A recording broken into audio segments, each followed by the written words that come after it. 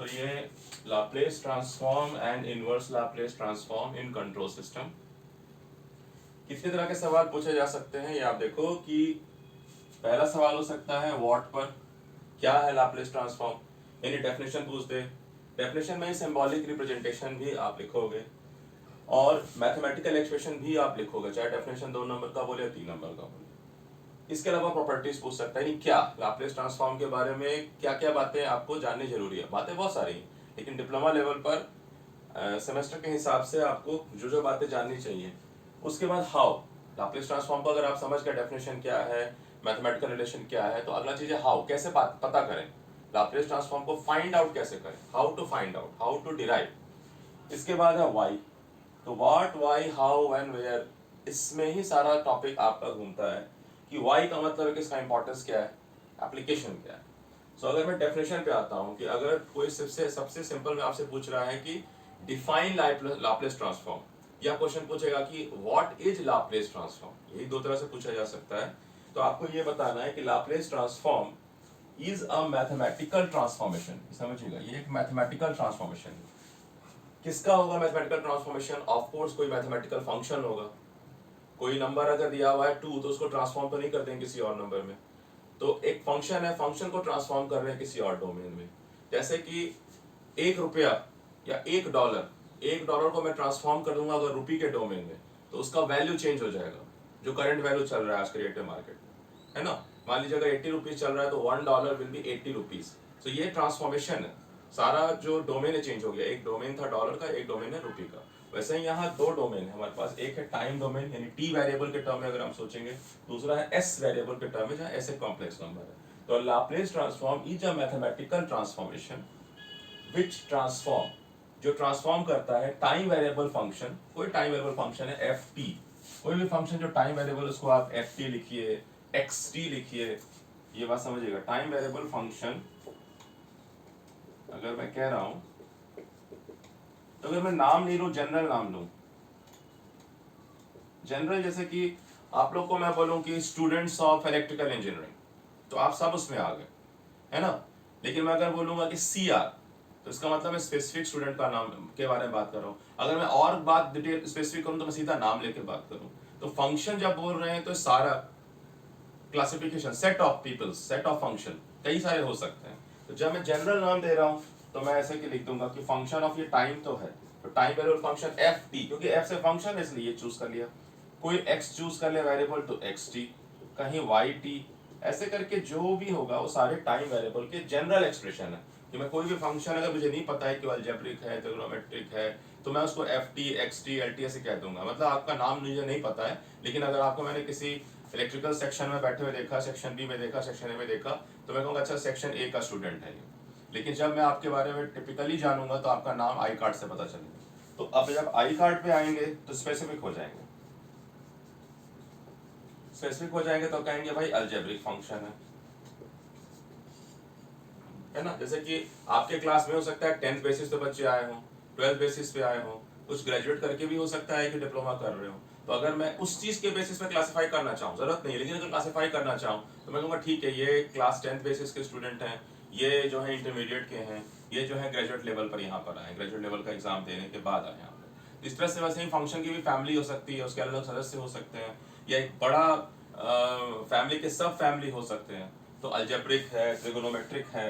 तो जब मैं अलजेब्रिक फंक्शन कहूंगा तो मैं कहूंगा ठीक है वो फंक्शन लीनियर हो सकता है, क्वाड्रेटिक हो सकता है, क्यूबिक हो सकता है, ऐसे करके। अगर मैं कह रहा हूं ट्रिगोनोमेट्रिक फंक्शन है,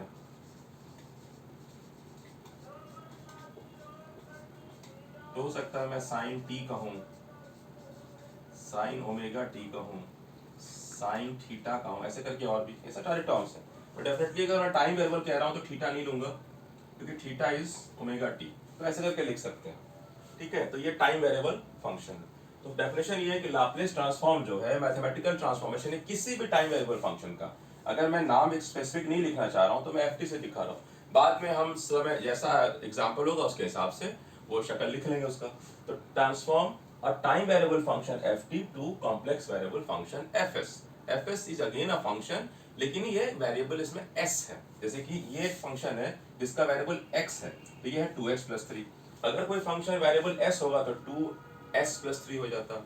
अगर वो ट्रिग्नोमेट्रिक है तो साइन ओमेगा s होता, साइन s होता, जो भी होता। तो यानी फंक्शन उसके फंक्शन में एक्सप्रेस आउट हो रहा है। तो कुल मिला के क्या है कि लाप्लास ट्रांसफॉर्म एक मैथमेटिकल ट्रांसफॉर्मेशन है किस चीज का, किसी भी टाइम वेरिएबल फंक्शन जिसको हम ft से अगर दर्शा रहे हैं तो उसका कॉम्प्लेक्स वेरिएबल है जो fs है। ठीक है, दैट इज डेफिनेशन।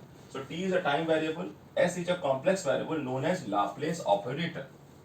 ठीक है, क्योंकि हम ट्रांसफॉर्म करने जा रहे हैं और जो साइंटिस्ट है लाप्लास नाम था उनका, तो उन्होंने जब ये यूज किया तो उसके उनके नाम पे लाप्लास ऑपरेटर कह दिया है। ये complex number s is equal to sigma plus J omega. Sigma जो है रियल पार्ट ऑफ s है, जे ओमेगा इमेजिनरी पार्ट है, जे जो है उसका वैल्यू √-1 है। सो लाप्लास ट्रांसफॉर्म को रिप्रेजेंट करेंगे सिंबॉलिकली fs। कोई भी अगर ft फंक्शन है तो उसका fs, अगर वो फंक्शन अगर xt है तो उसके लिए कैपिटल x लिख लीजिए, अगर yt है तो y कैपिटल लेके s लिख लीजिए। तो सिर्फ हमें क्या करना है, टाइम डोमेन में जो फंक्शन हम ले रहे हैं वो स्मॉल लेटर में है, लाप्लास जो s डोमेन में लिख रहे हैं वो कैपिटल लेटर में। फाइन, एक बार फाइनल पढ़ दे रहा हूं मैं कि व्हाट इज लाप्लास ट्रांसफॉर्म पूछा जाए या डिफाइन लाप्लास ट्रांसफॉर्म पूछा जाए तो ये हाफ पार्ट है, इसके बाद मैथमेटिकल फॉर्मेशन में लिख दीजिए 2 लाइन, कोई दिक्कत नहीं है। तो Laplace transform is a mathematical transformation which transforms a time variable function say ft to a complex variable function fs. So t is a time variable, s is a complex variable known as Laplace operator. Laplace operator s जो है is equal to sigma plus j omega, जहाँ sigma real part है, j omega imaginary part है, j का मतलब √-1 है। Laplace transform को symbolically लिखेंगे हम कैपिटल से और ऑपरेटर ऐसे लगा के दिखाएंगे कि लाप्लास ट्रांसफॉर्म, तो इसको रीड एज करेंगे लाप्लास ट्रांसफॉर्म ब्रैकेट को समझ लो ऑफ फंक्शन ft। ठीक है, इतना है। इसके बाद आप इसके क्रम में मैथमेटिकल फॉर्मूलेशन जो फॉर्मूला है वो भी जोड़ लीजिए, पूछा जाए ना पूछा जाए बात तब कंप्लीट होगी जब हम इतना लिखने के बाद मैथमेटिकल फॉर्मूला भी उसका लिख दें कि कैसे निकाला जा रहा है। ठीक है,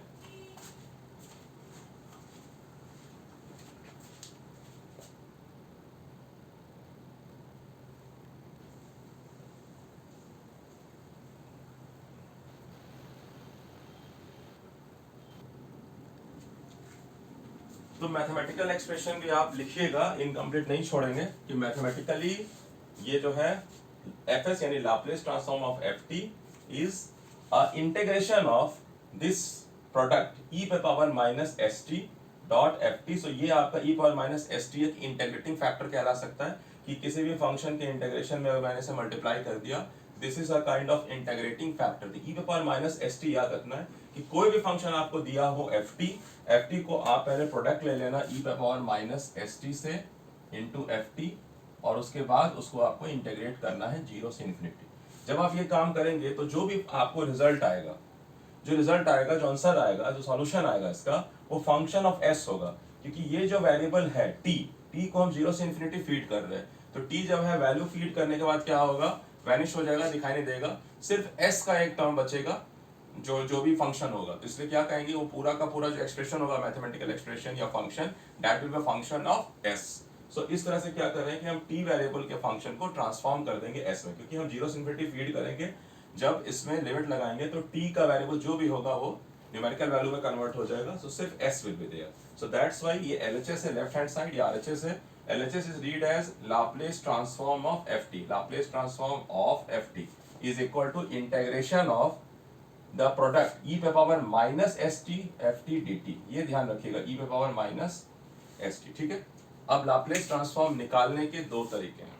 एक है बाय डेफिनेशन, बाय हम इंटीग्रेशन करके, तो आपको इंटीग्रेशन का जितना प्रैक्टिस होगा उतना आपका ये स्मूथ होगा सॉल्व करते समय। दूसरा क्या है कि हम कुछ एलिमेंट्री फंक्शन का इंटीग्रेशन करके ये डिटेल्स निकाल के एक टेबल तैयार कर देंगे और उस टेबल से हम डायरेक्ट यूज कर सकते हैं। So there are two ways, either you go by definition and use the complete integration process, और you can use the derived results. Okay, तो जहां भी आपको डिराइव्ड रिजल्ट्स यूज कर सकते हैं, डिराइव्ड रिजल्ट्स यूज करिए।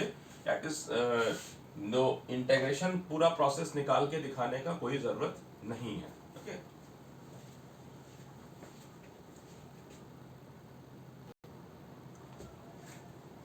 तो प्रोसीजर पे आएगा हम, procedure to find the Laplace transform of any function.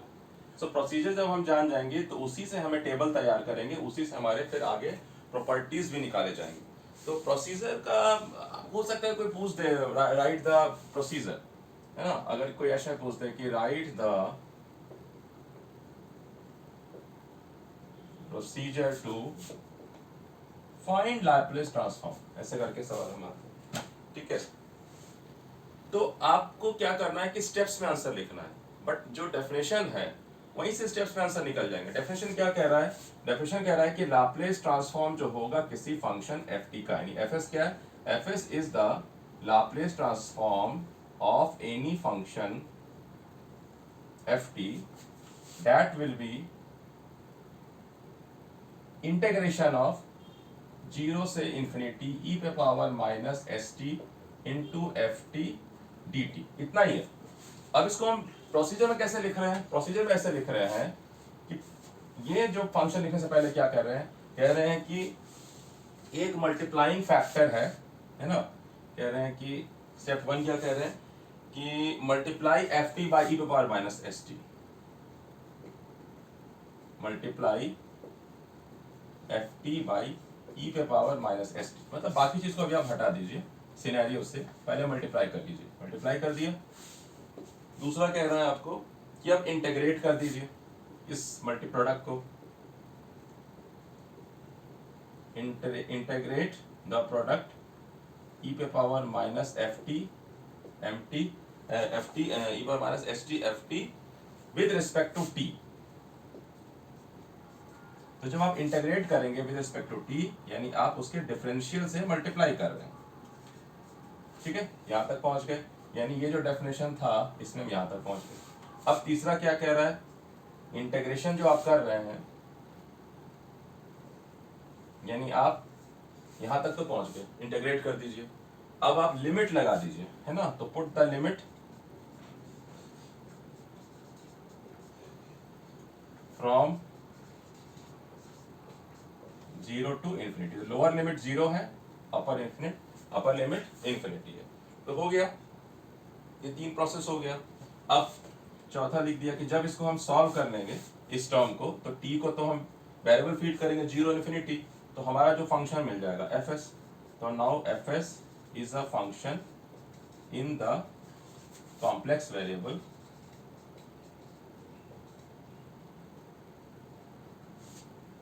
S. खत्म। ये लिखने के क्रम में है, ऐसा कुछ अलग से याद नहीं करने की जरूरत है भाई। इसको देख के भी जिसको इतना मैथमेटिक्स समझ में आ रहा है वो थोड़ा सा राइट से लेफ्ट लिख ले। मतलब हम ये कहते हैं कि लाप्लेस ट्रांसफॉर्म जो है वो इंटीग्रेशन है, किसका? E power minus S T F T का इंटीग्रेशन है, तो डी टी लगाना है। यहाँ क्या कह रहा है? प्रोसेस बनाने के लिए उल्टा चलिए कि पहले जो है ई पे पावर माइनस एस टी जो है, नहीं और अगर एक लिखने तो लिखेंगे लेट ई पे power minus S T is the integrating factor, क्योंकि इसको इंटीग्रेशन के लिए यूज कर रहे हैं। तो multiply the integrating factor with F T, ऐसे कर दिया। यहाँ multiply F T by E power minus S T कहते हैं, मल्टीप्लाई द इंटीग्रेटिंग फैक्टर ई पे power minus S T by into F with F T, multiply कर दिया। Now integrate, सो ये इनडेफिनिट इंटीग्रल है। जब मैं सिर्फ इंटीग्रेट कर रहा हूँ विद रिस्पेक्ट टू टी, यानी ये इनडेफिनिट इंटीग्रल है। Now convert this into a definite integral, मतलब पुट लिमिट। लिमिट क्या लगाना है? 0 से इंफिनिटी। अब जब आप इसको सॉल्व करेंगे you will obtain the expression in terms of function of s that will be fs। काम खत्म। तो यहां ये जो है आपका हो गया प्रोसीजर, ठीक है।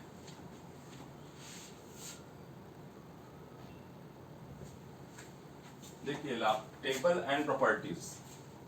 तो जब हमको प्रोसीजर मिल जाएगा टू फाइंड लाप्लेस ट्रांसफॉर्म, वहां से हम डिफरेंट फंक्शन, जो भी फंक्शन चूज करेंगे। अभी आप बुक में देख लीजिएगा, इसका नाम इम्पल्स फंक्शन है। अगर मैं k का वैल्यू 1 रखूंगा तो ये यूनिट इम्पल्स फंक्शन हो जाएगा। वैसे ये स्टेप फंक्शन है, k का वैल्यू अगर मैं 1 रख दूंगा तो ये यूनिट स्टेप फंक्शन हो जाएगा। ये t पे पावर n है, n का वैल्यू 1 भी हो सकता है, 2 भी हो सकता है, 3 भी हो सकता है, हायर ऑर्डर भी हो सकता है। तो मैंने जनरल वाला ले लिया, ये अलजेब्रिक फंक्शन हो गया, ये आपका एक्सपोनेंशियल फंक्शन हो गया, ये ट्रिगोनोमेट्रिक हो गया, और फिर ये प्रोडक्ट ऑफ फंक्शंस हो गया, यानी मोर कंपोजिट फंक्शंस हो गए, ठीक है। हम जो 3 फंक्शन को मिलाकर कंपोज कर लिए। अब ये जो रिजल्ट्स आ रहा है एफएस कुछ नहीं है, it is the integration of this function under the condition जो डेफिनेशन में लिखा गया है। तो ये हम देखेंगे टेबल कैसे तैयार हुआ। ये टेबल तैयार करने के लिए आपको डेफिनेटली जो है वो इंटीग्रेशन वाले रूट से जाना है, आपको इंटीग्रेशन करके ही ये सारे रिजल्ट्स मिलेंगे, ठीक है। इसके बाद क्या है, कुछ प्रॉपर्टीज फाइंड आउट किया गया इसी लाप्लास ट्रांसफॉर्म के ऊपर। तो उसमें से कई सारे प्रॉपर्टीज है, जिसमें से जो कुछ सिग्निफिकेंट है, जो ज्यादा आप यूज करेंगे अभी तुरंत अपने न्यूमेरिकल जब सॉल्व कर रहे हैं, उसमें है लीनियरिटी थ्योरम की लीनियरिटी प्रॉपर्टी की। अगर मैं आपको कॉम्बिनेशन ऑफ फंक्शन दे दूं, है ना, एक मैं आपको कहूं ठीक है, find the Laplace transform of UT, कोई कह देगा find the Laplace transform of 7, कोई कहेगा find the Laplace transform of sine omega T, ठीक है। तो 7 का मतलब है 7 इंटू यूटी, तो ये एक स्टेप फंक्शन है जिसका स्टेप का वैल्यू 7 है, ये एक यूनिट स्टेप फंक्शन है, इसका स्टेप का वैल्यू 1 है, ये एक ट्रिग्नोमेट्रिक फंक्शन है। तो ये तो आप इंटीग्रेशन से निकालेंगे। अगर मैं आपको कोई एग्जांपल दे दूं as a sum of two function, so आप इस कंडीशन में आ जाएंगे कि लीनियरिटी प्रॉपर्टी यूज कर सकते हैं कि अगर बहुत सारे फंक्शन आपके एक साथ अटैच्ड हैं तो आप इन जो सम का निकालेंगे लाप्लास ट्रांसफॉर्म, वो आप इंडिविजुअल का मालूम है, उसको सीधा निकाल करके जोड़ना है जोड़िए, घटाना है घटाइए, ठीक है। उसका से एक प्रॉपर्टी है फाइनल वैल्यू थ्योरम। अब डेफिनेशन सीधा फाइनल वैल्यू थ्योरम में ये लिखा हुआ है, किताब यहाँ से लिख रहा है, लेकिन अगर हम इसको देखें तो पहले ये समझे फाइनल वैल्यू किसको कह रहे हैं। तो किसी भी फंक्शन एफ टी का फाइनल वैल्यू वो है जब हम टी को इन्फिनिटी की तरफ लेके जाए, तो जो एफ टी का वैल्यू आएगा वही उसका फाइनल वैल्यू कहला रहा है। सो हम दो तरीके से निकाल सकते हैं, या तो हम लिमिट, ये लिमिट का सवाल है ना, ध्यान से देखिएगा कि limit T tends to infinity करके एफ टी को सॉल्व करें, या हम एस के लिमिट को 0 की तरफ लेके जाएं इनटू एस एफ एस। तो ये आएगा जब फाइनल वैल्यू थ्योरम हम देखेंगे, फाइन।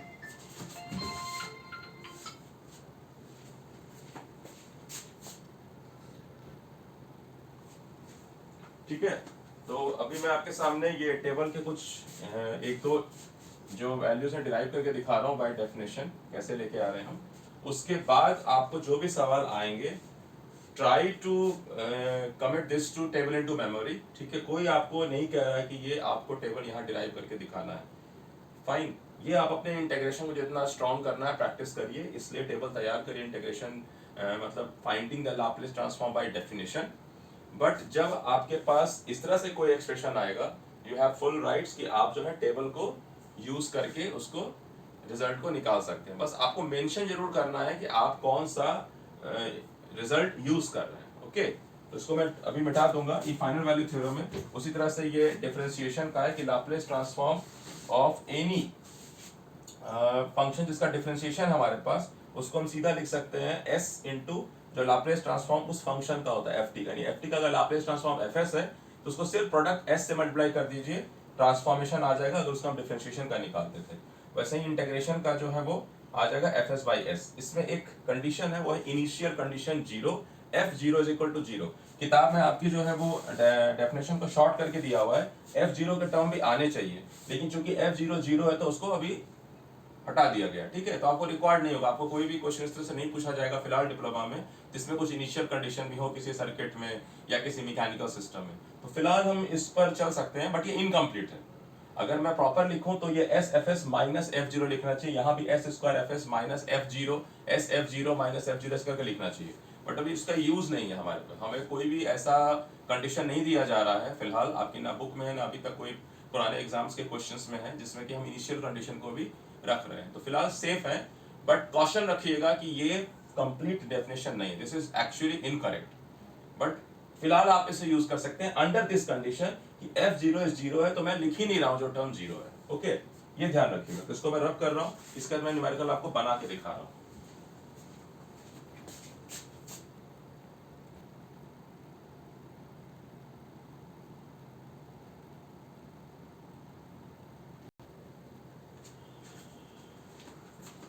तो मैं आपको डिराइव कर रहा हूं जो यूनिट स्टेप फंक्शन है उसके लिए। तो यूनिट स्टेप फंक्शन तो यूटी होता है, मैं स्टेप फंक्शन ले रहा हूं कि मान लीजिए एक स्टेप फंक्शन है। अच्छा, आपको डिफाइन करने के लिए भी हो सकता है कि स्टेप फंक्शन को डिफाइन करने का सवाल बोला कि इस डेफिनेशन के भी सवाल बनते हैं, सारा कुछ बताया हुआ है, मैं सिर्फ रिवीजन कर रहा हूँ कुछ जो डाउट्स अगर रह ना जाए, ठीक है ना। तो यहाँ डेफिनेशन देखिएगा किताब में आप, तो स्टेप फंक्शन ऐसा लिखा हुआ है इसका मतलब मैं कह रहा हूं कि जो स्टेप फंक्शन है मैं ft से डिनोट कर रहा हूं उसको, दैट इज k ut। तो कोई कहेगा Laplace transform step function derive करो। जब डिराइव करना होगा तो आप डायरेक्ट रिजल्ट नहीं लिखोगे, आपको तो उसको करके दिखाना है, और ऐसे भी एलिमेंट्री फंक्शन डेफिनेटली इसको करके दिखाना होगा। सो जब आप डिराइव करने जा रहे हो बाय डेफिनेशन, तो आपको पता है कि by definition of Laplace transform, जो लाप्लेस ट्रांसफॉर्म होगा fs, क्योंकि ft क्लब fs लिखेंगे, वो होगा आपका इंटेग्रेशन ऑफ जो e पे पावर माइनस st है इनटू जो ft है ना, यही लिखते हैं ना, इनटू ft dt 0 से इंफिनिटी। तो e पे पावर माइनस st तो वैसे ही छोड़ा, जहां ft था वहां k इंटू ut लिख के dt लिख दिया 0 से इंफिनिटी। अब ut होता क्या है, ut तो 1 है, इसका मतलब ये k है, तो इसका मतलब है k को तो मैं बाहर निकाल सकता हूँ, e पे पावर माइनस st dt 0 से इंफिनिटी। ये एक सिंपल इंटीग्रेशन क्वेश्चन हो गया। अब आप जिनको इंटीग्रेशन नहीं आता, ठीक है, या कैसे रिप्लेसमेंट करते हैं, तो ये समझो कि आप कहोगे कि भाई इसका इंटीग्रेशन तो निकालना है, तो आप कहोगे मुझे लेकिन मालूम किसका है, मुझे तो मालूम था अगर मुझे ex dx होता तो उसका इंटीग्रेशन ex होता है, कहोगे ये तो मुझे मालूम है। तो अगर मैं इस अंदर वाले इंटीग्रेशन को, इसको मैं अगर ex dx के टर्म में देख पाऊं तो बड़ा आसान हो जाएगा। तो अगर इसका मतलब ex dx का मतलब कि मैं ये माइनस st को x के रूप में देखना चाह रहा हूं, तो चलो देखना चाह रहा हूं तो मान लेता हूं, तो लेट कह दिया कि जो माइनस st है वो x है। तो हम क्या क्या बदलेंगे, हम पहला चीज तो लिमिट ये बदलेंगे जो हमारा टर्म है इंटीग्रेटिंग फैक्टर के ऊपर का, ठीक है, पहला काम ये, फिर हम इसको बदलेंगे, और तीसरा काम में हम जो लिमिट है उसको भी बदलेंगे। तो पहले e power minus S T, अब हमें क्या है dt, तो dt को मैं dx के टर्म में लिखना चाह रहा हूँ, तो मैं अगर डिफरेंशिएट कर दूं इसको विद रिस्पेक्ट टू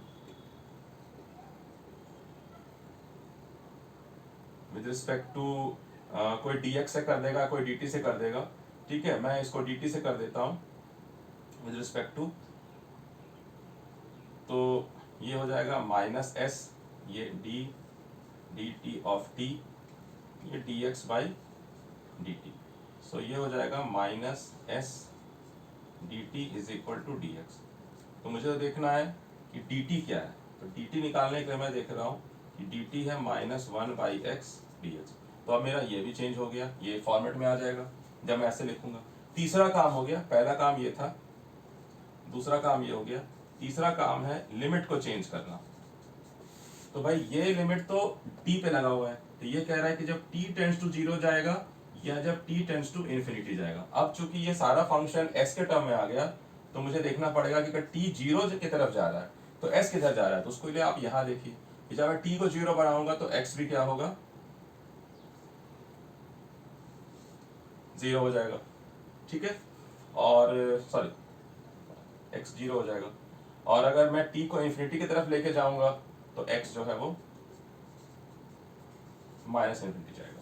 तो ये सारा ट्रांसफॉर्मेशन करने के बाद मैं इसको ऐसे लिखूंगा, ये हो गया k, e पे पावर इसको मैं लिख देता हूँ x, dt को जब मैं लिख रहा हूँ dx, तो dt है माइनस 1 बाई एस dx। तो चूंकि 1 बाई एस माइनस जो है वो कांस्टेंट है माइनस 1 बाई एस, इसको मैंने यहाँ ले आया, इसको 0 लिखा, इसको माइनस इन्फिनिटी लिखा। तो मैंने क्या क्या चेंज किया, मैंने देखिए मैंने ये e पे पावर माइनस एस टी को चेंज कर दिया x से, ठीक है, कर दिया।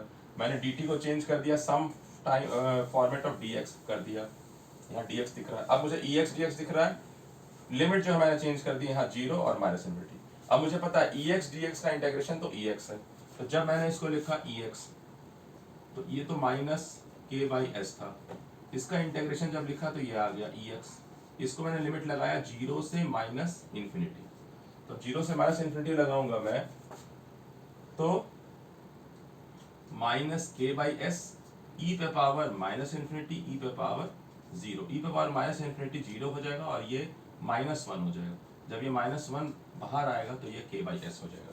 तो हमारा जो है ये टेबल मिल गया। सो कुछ नहीं है, Laplace transform is nothing but a problem of integration, और स्पेसिफिक केस है कि जिसमें लिमिट 0 और इन्फिनिटी है और एक इंटीग्रेटिंग फैक्टर। तो आप समझिए कि आपको सिर्फ जितना भी इंटीग्रेशन आपने बनाया होगा अभी तक पिछले सेमेस्टर या उसके पहले वाले में, उसमें से एक स्पेसिफिक टाइप का प्रॉब्लम है डेफिनेट इंटीग्रल का, जिसमें लिमिट 0 से इन्फिनिटी है और एक इंटीग्रेटिंग फैक्टर है। तो आपको एक स्पेसिफिक प्रैक्टिस करना है, बहुत सारे इंटीग्रेशन का प्रैक्टिस करने की जरूरत नहीं है यहाँ पर, सिर्फ इस टाइप के प्रॉब्लम को आपको प्रैक्टिस करना है ताकि आप जो है एग्जैक्टली निकाल सको। तो देखो यूटी अगर होता, मैं कह रहा हूँ यूटी का मतलब है कि यहाँ पे के क्या है, 1 है, तो क्या होगा, के का वैल्यू 1 है तो 1/s हो जाएगा। ठीक है, 7 यूटी है तो 7/s हो जाएगा। तो इस तरह से करके आपको जो अगर ट्रिग्नोमेट्रिक का इंटीग्रेशन मालूम हो कि साइन थीटा डी थीटा क्या होता था, तो आप ऐसे ही टर्म ये वेरिएबल को चेंज करके वो प्रॉपर्टी यूज करके आप निकाल सकते हैं। ठीक है, तो अगर आपने टेबल तैयार कर लिया, मान लीजिए सारा प्रैक्टिस करके टेबल तैयार कर लिया, इसके बाद कोई सवाल आएगा, जैसे मान लीजिए ये सवाल आया, ठीक है, बाकी सवाल तो आप इंटीग्रेशन से निकालेगा। अगर इस तरह का सवाल आ रहा है तो आपको जो है सेकेंड मेथड यूज करना है, यानी by using the table not the definition. ठीक है, उसको रफ करता हूं फिर मैं आगे बताता हूं।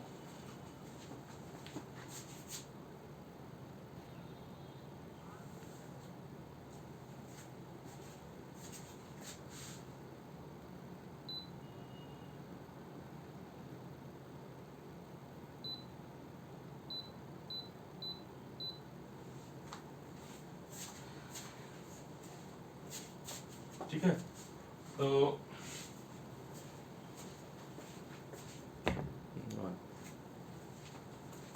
मैं आपको बता रहा था, देखिए सवाल मैं एक ही तरह का सवाल है लेकिन 3 फॉर्मेट में, एक है 7 sign omega T plus 5 cos omega T, ये आपको मिड सम में दिया गया। तो इसका अगर कोई लाप्लास ट्रांसफॉर्म आपको बोल रहा है, मतलब कि आप इसको लिखिए अपने मन से कि लेट एफ टी जो है, यानी इधर तो आपको एफ टी है, 7 साइन ओमेगा टी है प्लस 5 कॉस ओमेगा टी। अब आप सोचिए ना, अगर मैं सिर्फ आपको देता 7 साइन ओमेगा टी, ये भी एक फंक्शन है साइन ओमेगा टी का, अगर मैं आपको देता सिर्फ 5 कॉस ओमेगा टी, ये भी एक फंक्शन है। आप टेबल से देख के लिख देते कि साइन ओमेगा टी का मुझे मालूम है, ओमेगा बाई एस प्लस जो है क्या हो रहा है, ये S square plus omega square हो रहा है, और अगर मैं कॉस कर दूंगा तो आप बोलोगे S by S square plus omega square हो रहा है, बट ये कॉम्बिनेशन है। तो इसका मतलब है कि मैं इसको इस तरह से देख सकता हूं कि ये दो फंक्शन का कॉम्बिनेशन है। अच्छा, आपको अगर एकदम एलिमेंट्री फंक्शन ऐसे लिखना है तो फिर आप इसको और ऐसे लिखिए कि ये 7ft और 5f2t है, जहां कि आप इसको f1t मान रहे हैं और इसको f2t मान रहे हैं। जरूरत नहीं है वैसे, आप पूरा भी मान सकते हैं, लेकिन चलिए आपकी किताब में लीनियरिटी को लिख दिया गया है। तो अगर ऐसे लिख रहा हूं तो मैं ये कहना चाह रहा हूं कि a1 f1t plus b a and b f2t ft है। तो लाप्लास ट्रांसफॉर्म की प्रॉपर्टी ये कह रही है लीनियरिटी की कि इसका जो लाप्लास ट्रांसफॉर्म होगा वो होगा इस कंप्लीट का लाप्लास ट्रांसफॉर्म। लेकिन वो कह रहा है कि अगर अलग अलग फंक्शन होता, सिर्फ f1t अलग होता तो इसका लाप्लास ट्रांसफॉर्म ये होता, अगर f2t अलग होता तो इसका लाप्लास ट्रांसफॉर्म ऐसे लिखते। तो ये कह रहा है लीनियरिटी थ्योरम कि हमें जो है इस कॉम्बिनेशन का कोई कंबाइंड करके एक कॉम्प्लिकेटेड एक्सप्रेशन बना के उसका लाप्लास ट्रांसफॉर्म इंटीग्रेशन करके नहीं ढूंढना है कि भाई पहले sine omega T cos omega T को मैं साइन समथिंग प्लस थीटा में चेंज करूं, क्योंकि A sine theta B cos theta plus B sine theta से करके फिर मैं कंडेंस्ड ट्रिग्नोमेट्रिक इक्वेशन बनाऊं और फिर उससे करूं, वैसे भी आ जाएगा। बट हमारा ये वो रूट जो होगा इंटीग्रेशन के रूट में चला जाएगा जहां आपको कि लॉन्ग हो जाएगा और ज्यादा समय लगेगा। यहाँ हम प्रॉपर्टी यूज कर सकते हैं कि सीधा सीधा हम इसको तोड़ सकते हैं दो अलग अलग लाप्लास ट्रांसफॉर्म में, जहां बीच में प्लस आ रहा था साइन, इस साइन को देखिए, ये साइन बहुत सिग्निफिकेंट है, ये कह रहा है अलग अलग कर दो, अलग अलग दोनों पे ऑपरेशन कर दो, कोई फर्क नहीं है। फिर कहेगा देखो कांस्टेंट पे कोई फर्क नहीं, कांस्टेंट को बाहर निकाल दो, कोई फर्क नहीं है अगर मैं इसको ऐसे लिख रहा हूं, यहाँ कांस्टेंट बाहर निकाल के लाप्लास ट्रांसफॉर्मेशन ऑफ f2। तो अब तो ये सिंपल हो गया भाई, Laplace transform of sine omega T आपको टेबल से मालूम है, Laplace transform of cos omega T आपको टेबल से मालूम है। तो अगर वो आपको मालूम है तो ये हो गया a f1s plus b f2s, काम खत्म। तो हमें मालूम है जब हम ये क्वेश्चन बनाएंगे तो ये नहीं समझाने की जरूरत है इस तरह से, ये आपको दिमाग में रखना प्रॉपर्टी को कि भाई ये प्रॉपर्टी हम यूज कर रहे हैं तो आप ये लिखिए using the property of linearity, ठीक है, ये तो लेट आपने मान लिया, लेट आपका ये है, तो using the property of linearity आप जान रहे हैं ये सही है, ठीक है, ये करेक्ट है, ओके। सो ये करेक्ट अगर है using the property of linearity, तो हम सीधा सीधा डेफिनेशन यूज कर रहे हैं।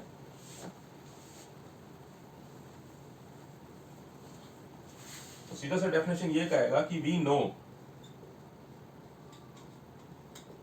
कि लाप्लेस ट्रांसफॉर्म ऑफ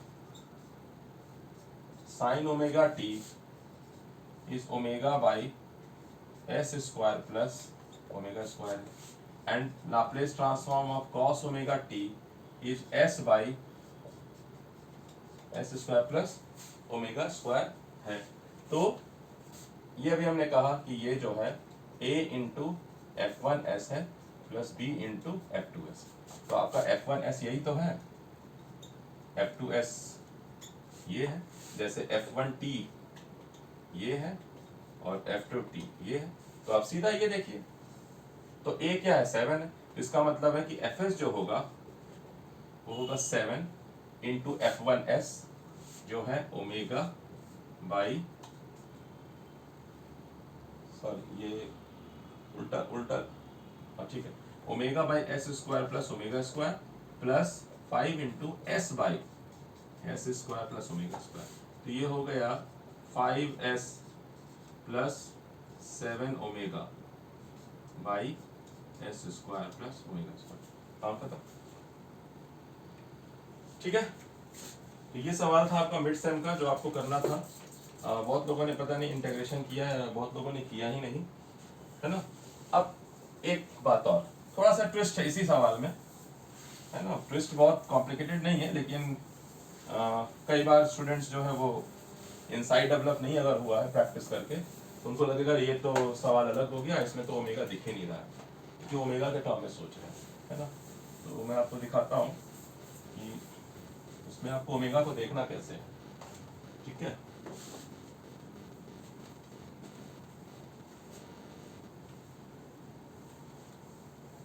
देखिएगा जरा सा कि आप कहीं फंसिएगा नहीं फॉर्मूला लगाते समय, है ना। मैं इसके दो तरह के बना, एक मुझसे पूछा गया है और एक जो मुझे भी ख्याल में आ रहा है कि इसी सवाल को मैं थोड़ा सा ट्विस्ट करके पूछूं। एक ऐसे पूछते कि 7 sin t plus 5 cos t, एक सवाल ये बन सकता है। एक सवाल ये बन सकता है इसका कि 7 sin 2 ओमेगा t, ऐसे n ओमेगा भी बन सकता है, बट आप थीम समझिए, प्लस cos 2 ओमेगा t। अब आपको लगेगा कि मुझे जो प्रॉपर्टी मेरे पास है वो तो ये है कि अगर साइन ओमेगा टी का लाप्लेस ट्रांसफॉर्म तो omega by S square plus omega square है, कॉस ओमेगा टी का जो लाप्लेस ट्रांसफॉर्म है वो S by S square plus omega square है। तो आप कहेंगे यहाँ तो ओमेगा है ही नहीं, तो आप एक बार मिलाइए जरा सा कि भाई अगर मैं इस, हमेशा बेसिक को देखिए और मिलाने की कोशिश करिए कि साइन टी किस सिचुएशन में साइन ओमेगा टी अगर है तो ओमेगा कहाँ है। तो अगर मैं ओमेगा को इसके लिए 1 रख दे रहा हूं तो साइन ओमेगा टी क्या बन जाएगा, साइन टी बन जाएगा। इसका मतलब कि इस सवाल में ओमेगा छुपाया हुआ है अगर, लेकिन ओमेगा का वैल्यू दे दिया है कि ओमेगा को उसने 1 ले लिया है, तो इस क्वेश्चन में ओमेगा को मैंने सिर्फ 1 रख दिया। जैसे इस क्वेश्चन में मैंने 2 का रख दिया, ओमेगा के वजह से 2 ओमेगा रख दिया, ठीक है। तो जब मैं ओमेगा को 1 रख दूंगा तो जहां जहां ओमेगा 1 है वहां 1 आ जाएगा, यानी ये हो जाएगा 7 ओमेगा, प्रॉपर्टी तो वही रखिएगा, अगर 7 साइन ओमेगा टी होता और कॉस ओमेगा टी होता जहां ओमेगा 1 है, तो ये 7 साइन ये ऐसे होता, S square plus omega square plus 5s S square plus omega square. चूंकि ओमेगा 1 है तो ये 7 बाई हो गया एस स्क्वायर प्लस 1 और ये हो गया 5s by S square plus, काम खत्म, ठीक है। अब यहाँ कहेंगे यहाँ ओमेगा का तो फॉर्मूला पड़ा है, 2 ओमेगा का नहीं पड़ा है, तो क्या फर्क पड़ता है अगर मैं इसको कह रहा हूँ कि इसको मैं ऐसे लिख दूं। मान लीजिए मैं इस प्रॉपर्टी को देखिए कि आपको मैंने कहा है साइन ओमेगा टी तो ऐसे ही है, अगर मैं कहूँ साइन 2 ओमेगा टी क्या है, तो अगर मैं इसको ओमेगा डैश कह दूं कि ओमेगा डैश टू ओमेगा है, यानी मैं आपसे पूछ रहा हूँ कि साइन ओमेगा डैश टी का लाप्लास ट्रांसफॉर्म क्या है, तो वो तो ऐसा ही रहेगा ना फॉर्मूला में, S square plus omega dash का स्क्वायर, यानी एस स्क्वायर ओमेगा को मैं टू ओमेगा से रिप्लेस करूंगा तो हो जाएगा फोर ओमेगा स्क्वायर। और क्या अंतर है, किसी ने ये नहीं कहा है कि ओमेगा मतलब भैया कांस्टेंट टर्म है, कोई ओमेगा लिख दे कोई के लिख दे, तो आप यहाँ ओमेगा अगर ये लिख रहा हो तो इसको फिक्स नहीं कर दीजिए कि अरे ये ओमेगा तो यहाँ था, ये कह रहा है this is something constant value जिसको मैं ओमेगा से डिनोट कर रहा हूँ। अब ये अगर मैं यहाँ से टू ओमेगा से कर रहा हूँ, रिप्लेस कर दीजिए इसको, आप अज्यूम कर लीजिए कि ये नया ओमेगा है, और वैसे ही करके आप लिख डालिए, और फिर जहां पे आपने ओमेगा डैश नया लिया था उसको रिप्लेस कर दीजिए। ठीक है, तो ये सवाल अगर ऐसे आएगा तो इसका मतलब ये हो जाएगा 7 omega dash S square plus omega dash का square 5s plus S square plus omega dash का स्क्वायर, और फिर इस चीज को देखते हुए ये हो जाएगा 7 ओमेगा का मतलब 2 हो जाएगा, 2 ओमेगा तो 7 into 2 omega by S square plus 4 omega square, फिर 5 इंटू तो एस रहेगा उधर ओमेगा है नहीं, और ये फिर हो जाएगा S square plus 4 omega square, तो 7 2 जा 14, यानी इसका आंसर हो जाएगा 5s plus 14 by S square plus 4 omega square, और कुछ नहीं होगा। तो समझिएगा कोई कल को कॉम्पिटिटिव एग्जाम हो तो यही फेरबदल करेगा कि आपको तो ये मालूम है, आपको टी ओमेगा हटा दिया जाए तो आपको थोड़ा कंफ्यूजन हो जाएगा, ओमेगा को डबल ट्रिपल कुछ भी कर दूं कुछ नहीं चेंज होगा, सिर्फ आप उस वेरिएबल को अपने फ्रेश इस पैटर्न में देखने की कोशिश करिए और आप सॉल्व कर दीजिए। ठीक है,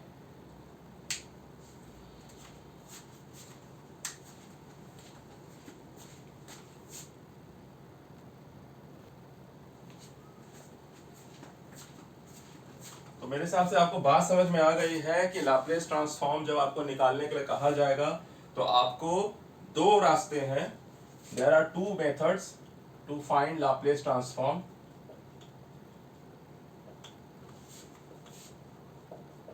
first method is by definition, यानी using integration method, and second method is by using Laplace transform table and properties ये अब जितना बनाएंगे आपको उतना दक्षता हासिल होती जाएगी, एक्सपर्टाइज। फिर भी आपके संतुष्टि के लिए दो और शॉर्ट क्वेश्चन ही है, वो आपको मैं बता दूं। ठीक है, अगर कोई कंफ्यूजन रह जाए बार बार तो ये क्वेश्चन है कि find the Laplace transform of 3 plus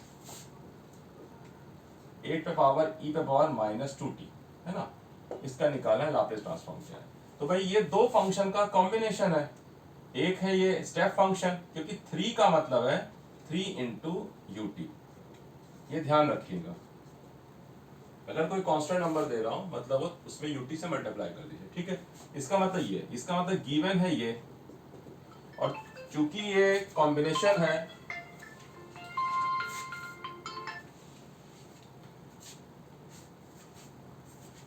ये कॉम्बिनेशन है आपका दो फंक्शन का, तो कोई इसको ऐसे भी देख सकता है 3 into F one T plus 8 into F to, तो ठीक है।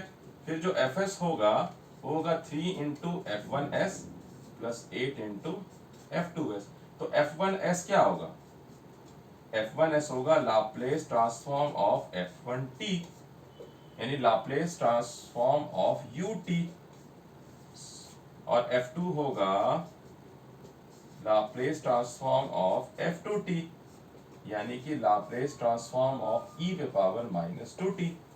अब आपको पता है आप कहेंगे फ्रॉम टेबल, यहां आप लिखेंगे फ्रॉम प्रॉपर्टी,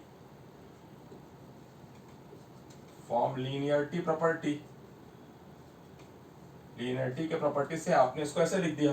टेबल से आप बताएंगे कि भाई ut का जो लाप्लास ट्रांसफॉर्म है वो तो है 1/s, एंड e पे पावर माइनस 2t यानी e पे पावर माइनस 8t का लाप्लास ट्रांसफॉर्म है s प्लस a यानी s प्लस 2। तो अब आपके पास f1s भी आ गया f2s भी आ गया, तो इसका मतलब हो गया ये 3/s हो गया और प्लस ये हो गया 8/s+2। यहाँ पे भी छोड़ सकते हैं आप, थोड़ा सा इसको और कंडेंस फॉर्म में ला सकते हैं कि ये s इंटू s+2 हो गया, तो ये 3 इंटू s+2 प्लस 8s, तो 3s plus 8s 11s plus 2 3 जा 6, इसको s स्क्वायर प्लस 2s कर दीजिए, ये ऐसे छोड़ दीजिए। सो ऑल आर करेक्ट, ऐसा नहीं है कि यहाँ छोड़ने से गलत हो जाएगा, पर ठीक है एक लाइन कंडेंस करके रख लीजिए, क्योंकि एग्जामिनर यहाँ पे स्टॉप कर रहे हैं आपको, मान लें आपने यहाँ तक दे दिया है तो फाइनल दे दिया ना, सारा वैल्यू आपने सारा एक्सप्रेशन दे दिया, काम खत्म हो गया। तो आपको दो बार लीनियरिटी एंड प्रॉपर्टी, दो ही चीज है, Laplace transform table and properties. तो टेबल और प्रॉपर्टीज यूज करिए, मेथड 2 है। अगर आपको इंटीग्रेशन मेथड से जाने की इच्छा है तो आपकी इच्छा पर है कि भाई मुझे इंटीग्रेशन ही करना, जरूरत नहीं है यहाँ पर, ठीक है, आप बुद्धिमानी दिखाइए और लाप्लेस ट्रांसफॉर्म के टेबल को यूज करिए, बट मेंशन करिए, बिना मेंशन करे मत पढ़िए। एग्जामिनर को आपका काम है ये समझाते हुए लिखना कि मैंने क्यों किया है, ठीक है, तब आपका क्या है कि एक मैच्योर्ड आंसर होगा कि हाँ आपने एक्सप्लेनेटरी कमेंट्स के साथ जो है वो सॉल्व किया। नहीं लिखेंगे तो भी कोई काट नहीं रहा है, बट ये आपके लिए अच्छा है कि आप थॉट प्रोसेस को प्रॉपर्ली जो है वो सीक्वेंस में लेके आओ। फाइन, सो ये हो गया आपका। अगर मैं आपको कह रहा हूँ कि सवाल ऐसे हैं, और क्या आ सकता है, और किस तरह के सवाल हैं किताब में तो आप बना चुके हैं, यही है लीनियरिटी प्रॉपर्टी यूज कर रहे हैं हम, ठीक है। और भी कुछ प्रॉपर्टीज हैं, अच्छी प्रॉपर्टी है, बहुत फास्ट हो जाएगा उससे, बट अभी क्या है कि बहुत वास्ट में यूज नहीं कर रहे, तो मैंने आप पे छोड़ दिया। प्रॉपर्टी पढ़िए, हो सकता है आपसे अगर कोई प्रॉपर्टी पूछ दे कि भाई ये कौन सी प्रॉपर्टी है बताइए, 2 नंबर में पूछ दे, या आपसे कोई जो है वो एक्सप्लेन करने के लिए पूछ दे, ठीक है।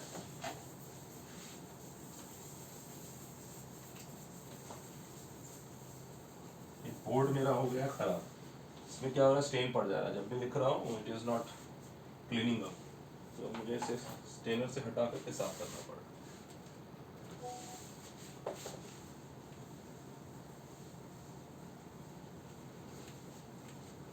ठीक है,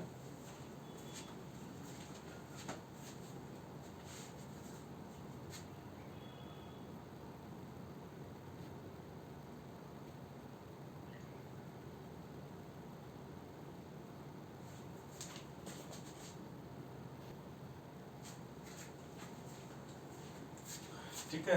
तो आप लाप्लेस ट्रांसफॉर्म समझ गए हैं कि बाय डेफिनेशन यानी इंटीग्रेट करके कैसे निकालना है, और टेबल और प्रॉपर्टी को कैसे यूज करना है।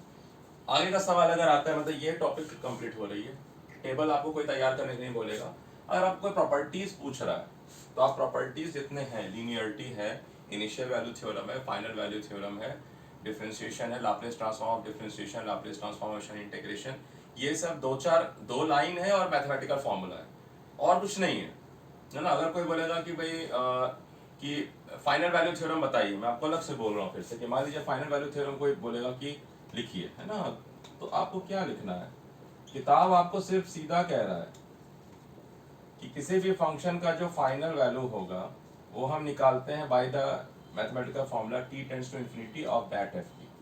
फाइनल वैल्यू थ्योरम ये कह रहा है कि उसी चीज को हम s डोमेन में निकाल सकते हैं जहां लिमिट s टेंड्स टू 0 करके हम s इंटू एफ एस कह देंगे। यानी कह रहा है कि आप ये कहिएगा कि अगर ft कोई फंक्शन है, if ft is a function in time domain and fs is the Laplace transform of ft, then final value theorem states that limit t tends to infinity of ft is equal to limit x tends to infinity s fs।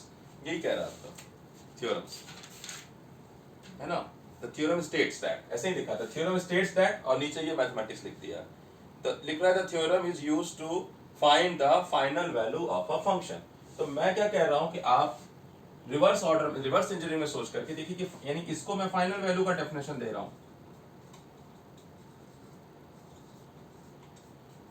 तो मैंने क्या किया, मैंने एक line लिख दिया कि if the final value of F T is defined as the limit of F T as T tends to infinity, है ना, इफ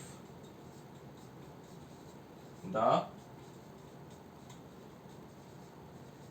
और इफ कह दें अगर हम सर्टेन कह रहे हैं कि the final value of any function F T is given as the limit of ft as t tends to infinity. अगर the final value of any function ft is given by the is the limit of the ft as t tends to infinity, that is limit t tends to infinity ft, the same can be evaluated in the s domain by changing the expression into this. So either you find the limit of this or find the limit of this. ठीक है, that is the thing, है ना, that is the thing कि t tends to जो है ये हो गया। तो अब जैसे मैं आपको एक एग्जांपल देता हूँ, बहुत अच्छा एग्जांपल है, e पे पावर -80 जो फंक्शन है। आप देखिए, मान लीजिए ये फंक्शन दिया हुआ है, कोई बोले इसका फाइनल वैल्यू क्या है। अब आप देखिए, आप ग्राफ देख के भी बता सकते हैं। आप इसका अगर ग्राफ बनाएंगे t के साथ, तो आप बोलेंगे कि भाई ये ग्राफ जो है कुछ ऐसे आ रहा है ना, t बराबर 0 पर ये 1 से स्टार्ट हो रहा है, क्योंकि t बराबर 0 फीड करूंगा तो इसका वैल्यू 1 आ जाएगा, और ये इन्फिनिटी पर क्या किधर अप्रोच कर रहा है, 0 की तरफ अप्रोच कर, इट इज टेंडिंग टू 0। अब अगर आप यहाँ लिमिट लगा दीजिए, फाइनल वैल्यू का मतलब है, मैं कह रहा हूँ limit t tends to infinity ft। So अगर ये फाइनल वैल्यू है तो limit t tends to infinity e पे पावर -80, इसका मतलब क्या हो जाएगा, limit t tends to infinity e पे पावर 80, डेफिनेटली ये क्या होगा, 0 होगा। आ गया। अगर मैं इसको इससे निकालूं तो मुझे पता है कि ये मैं कह रहा हूं limit s tends to 0 s fs, तो fs जो है वो लाप्लास ट्रांसफॉर्म ऑफ ft है, तो e पे पावर -80 का लाप्लास ट्रांसफॉर्म क्या है, 1/s प्लस a। तो मैं कह रहा हूं लिमिट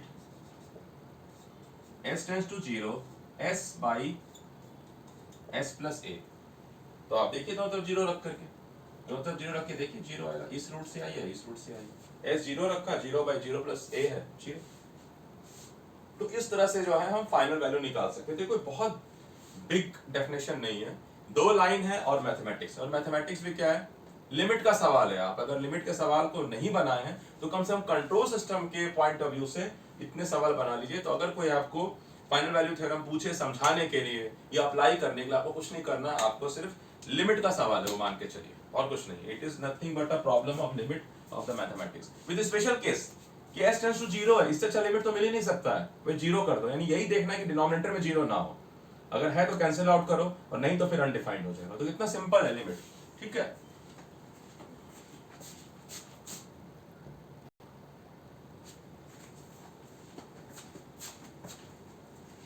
तो अब क्या क्या हो गया, डेफिनेशन हो गया, सिंबॉलिक रिप्रेजेंटेशन हो गया, मैथमेटिकल एक्सप्रेशन हो गया, टेबल कैसे निकालना है, प्रॉपर्टी कैसे बनाना है, प्रोसीजर क्या है।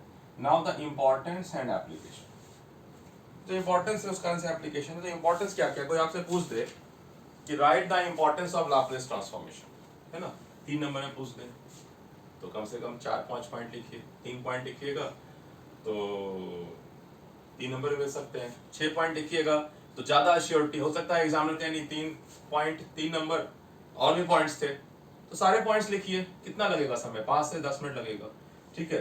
तो वो जो इंपॉर्टेंस किताब में आपकी दिया हुआ है ना, अगर कोई कह रहा है right the importance of Laplace transform, यही हो सकता है, और क्या पूछा जाएगा, right the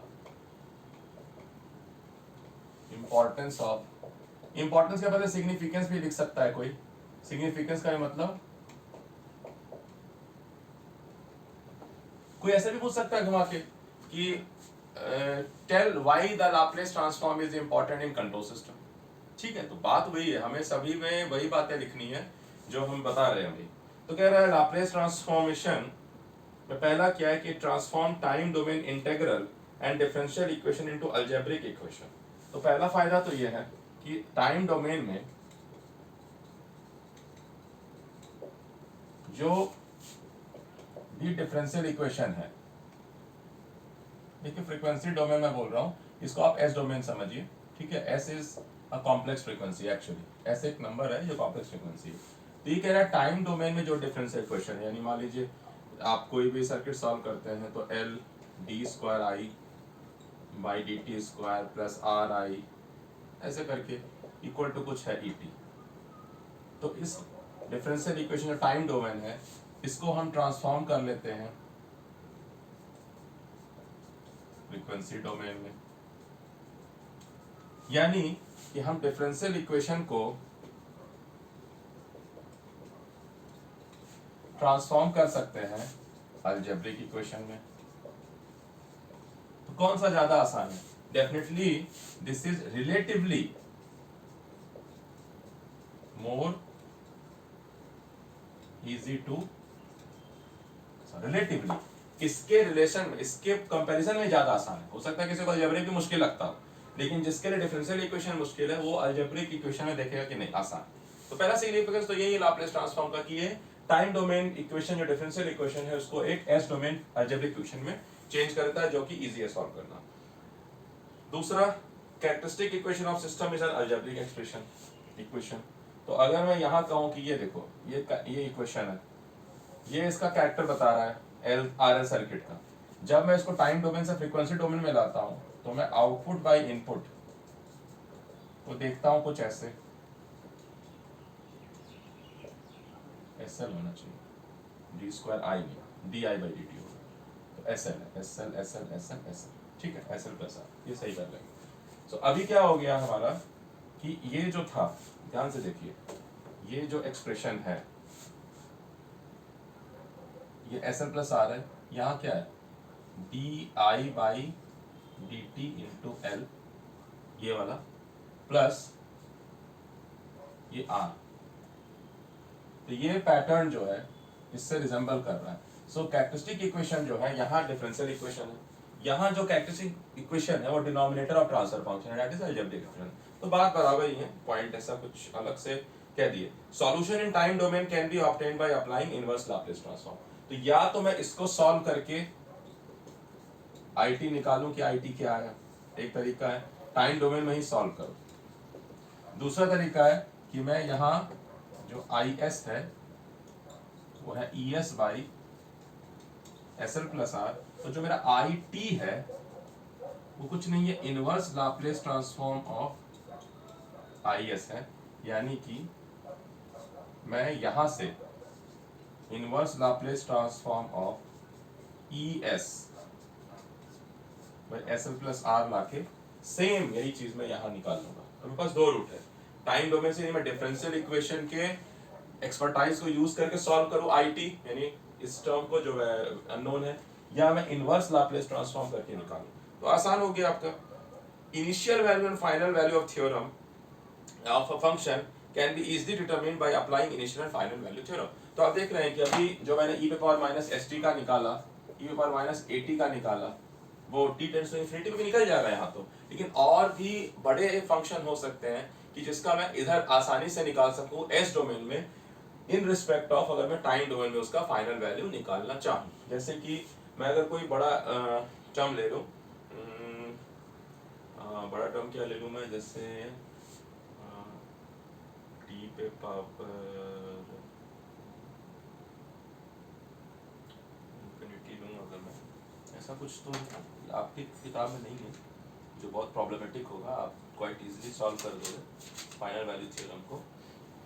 but complicated expression हो सकते हैं जिसको कि ज़्यादा आसानी से, मतलब आप समझो सीधा मैं कह रहा हूँ कि अगर मैं आपको limit t tends to infinity दूँ सॉल्व करने के लिए और कोई लिमिट आपको दे s टेंड्स टू 0, तो आपको पता चलेगा कि ये ज़्यादा आसान है सॉल्व करना। कोई भी एग्जाम्पल ले लेते हैं, मान लीजिए t पे पावर n, डेफिनेटली ये इनफिनिटी जा रहा है। अगर मैं s टेंड्स टू 0 कहूँगा तो मुझे ये लिखना पड़ेगा n का factorial by S N plus 1। ये भी होगा कि भाई इतना बाई ये 0 की तरफ जा रहा है तो ये इनफिनिटी की तरफ जा रहा है। तो अभी तो सिंपल है, बट अगर मैं कोई बड़ा एक्सप्रेशन रख दूं जहां t का टर्म है, तो आप देखेंगे कि इसका लाप्लास ट्रांसफॉर्म करके फंक्शन को s में रख दूं और s टेंड्स टू 0 से वो जो है इजी हो जाएगा। वो एग्जांपल्स एक्सपीरियंस से आ जाएगा, ठीक है। तो ये भी एक प्रॉपर्टी है इसकी। उसके बाद कह रहा है कि transfer function of control system can only be determined using Laplace transform. तो आगे एक और टर्म आता है जो आपने पढ़ा, लाप्लास ट्रांसफर फंक्शन है, ट्रांसफर फंक्शन है लाप्लास ट्रांसफॉर्म से ही निकाल सकते हैं। उसके अलावा स्टेबिलिटी भी हमने जो स्टेबिलिटी चैप्टर में जो आपको पढ़ाया था, तो आपने देखा था कि एक टाइम डोमेन से हम उसका पूरा रिस्पांस निकालने या उसके पोल जीरो प्लॉट को देख के भी हम स्टेबिलिटी निकाल सकते हैं। तो पोल जीरो प्लॉट कब निकालेंगे? जब आपके पास कैरेक्टरिस्टिक इक्वेशन हो और कैरेक्टरिस्टिक इक्वेशन कहाँ से आएगा? जब आप लाप्लेस ट्रांसफर फंक्शन हो, और ट्रांसफर फंक्शन कहाँ से आएगा? जब आपके पास लाप्लेस ट्रांसफॉर्म हो। तो ये भी एक प्रॉपर्टी है कि स्टेबिलिटी ऑफ किसी सिस्टम को देखने के लिए हमें जो है वो आसान है लाप्लेस ट्रांसफॉर्म जानना। क्यों? क्योंकि स्टेबिलिटी अगर आपको देखना है, ध्यान करिए, स्टेबिलिटी के लिए आपको चाहिए pole zero plot. Pole zero plot के लिए आपको चाहिए ट्रांसफर फंक्शन। ट्रांसफर फंक्शन के लिए आपको चाहिए, सॉरी पोल्स प्लॉट है ये, लेकिन ठीक है, ट्रांसफर फंक्शन के लिए आपको चाहिए लाप्लेस ट्रांसफॉर्म ऑफ।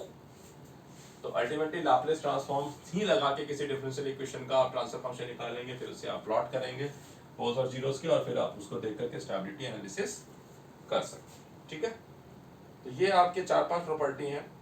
और अभी इसने कहा कि डिफरेंशियल इक्वेशन को सॉल्व कर सकते हैं। उसी तरह से डिफरेंशियल इक्वेशन सॉल्व करने मतलब है कि एक क्वांटिटी का एक्सप्रेशन टाइम डोमेन में। अभी ये क्वांटिटी सिर्फ मैथमेटिशियन के लिए एक टर्म है, लेकिन अगर मैं इलेक्ट्रिकल इंजीनियरिंग की बात करूं तो ये करंट का बिहेवियर है। मैकेनिकल इंजीनियरिंग की बात करूं तो एक्सेलरेशन हो सकता है, वेलोसिटी हो सकता है, डिस्टेंस डिस्प्लेसमेंट हो सकता है। तो एंड पॉइंट यही कह रहा है कि टाइम डोमेन जो रिस्पॉन्स है वो भी हम इसके थ्रू निकाल सकते हैं। बात बराबर है, हम यहाँ से निकाल कैसे ला सकते हैं, ये टाइम डोमेन रिस्पॉन्स ही मैं निकाल रहा हूँ। इससे करके 6 पॉइंट हो गए। पहला पॉइंट क्या हो गया कि किसी भी टाइम डोमेन डिफरेंशियल इक्वेशन को हम अलजेब्रिक में चेंज कर सकते हैं, पहला बात। दूसरा बात क्या हो गया कि कैरेक्टरिस्टिक इक्वेशन जो होगा वो इसमें आराम से आपको मिल जाएगा। तीसरा कह रहा है आपका कि जो टाइम डोमेन सॉल्यूशन होगा वो इनवर्स लाप्लेस से निकाल सकते हैं। तो फिर ये पॉइंट रिपीटेड है, यानी पॉइंट नंबर 3 और पॉइंट नंबर 7 रिपीटेड है। ठीक है, फिर इनिशियल और फाइनल वैल्यू थ्योरम आप जो है आसानी से लगा करके इस डोमेन में फंक्शन का वैल्यू निकाल सकते हैं, ये ठीक है। उसके बाद आप ट्रांसफर फंक्शन निकाल सकते हैं, स्टेबिलिटी निकाल सकते हैं। तो अपने चैप्टर्स को देखिए ना, चैप्टर नंबर 1 2 3 4 5 जो भी है, पहला तो डेफिनेशन है आपका, दूसरा क्या है आपका लाप्लेस ट्रांसफॉर्म ट्रांसफर फंक्शन। तो आप समझिए कि लाप्लेस ट्रांसफॉर्म से सबसे पहले क्या कर सकते हैं, ट्रांसफर फंक्शन निकाल सकते हैं। उसके बाद क्या चैप्टर आ जाता है, टाइम डोमेन रिस्पॉन्स। तो आपका ये से आप टाइम डोमेन रिस्पॉन्स निकाल सकते हैं। अच्छा, लाप्लेस ट्रांसफॉर्म में ही आप देखते हैं कि आप डिफरेंशियल इक्वेशन को कन्वर्ट कर सकते हैं अलजेब्रिक में। तो एक प्रॉपर्टी वही है। दूसरा ट्रांसफर फंक्शन निकाल सकते हैं, तीसरा टाइम रिस्पॉन्स निकाल सकते हैं, चौथा स्टेबिलिटी निकाल सकते हैं। ठीक है, तो ये 4-5 पॉइंट तो ऐसे ही बन रहे हैं। जितने चैप्टर्स हैं उतने प्रॉपर्टीज लिख दीजिए, काम खत्म हो जाएगा। फाइन। तो मुझे नहीं लगता है कि कोई आपको बहुत प्रॉब्लम करेगा कि कोई अगर इंपॉर्टेंस पूछ ले, 3 इंपॉर्टेंस आपके हाथ में है। चैप्टर नंबर जो चैप्टर जहाँ से स्टार्ट हो रहा है वहां से लिख लीजिए भाई, लाप्लेस ट्रांसफॉर्म से मैं किसी भी डिफरेंशियल इक्वेशन को अलजेब्रिक में चेंज कर सकता, हो गया। दूसरा, लाप्लेस ट्रांसफॉर्म से हम ट्रांसफर फंक्शन निकाल सकते हैं जो एनालिसिस में आपको बेटर वर्क करेगा, 2 हो गया। तीसरा, आप जो है ट्रांसफर फंक्शन दूसरा हो गया। तीसरा, आप टाइम डोमेन रिस्पॉन्स निकाल सकते हैं इनवर्स लाप्लेस ट्रांसफॉर्म को यूज करके, 3 हो गया। चौथा, आप स्टेबिलिटी एनालिसिस कर सकते हैं यूजिंग पोल जीरो प्लॉट, जो कि ट्रांसफर फंक्शन से आता है, ट्रांसफर फंक्शन लाप्लेस ट्रांसफॉर्म से आता है। तो 4 पॉइंट हो गया। ओके, ठीक है। तो इसके बाद एप्लीकेशन है।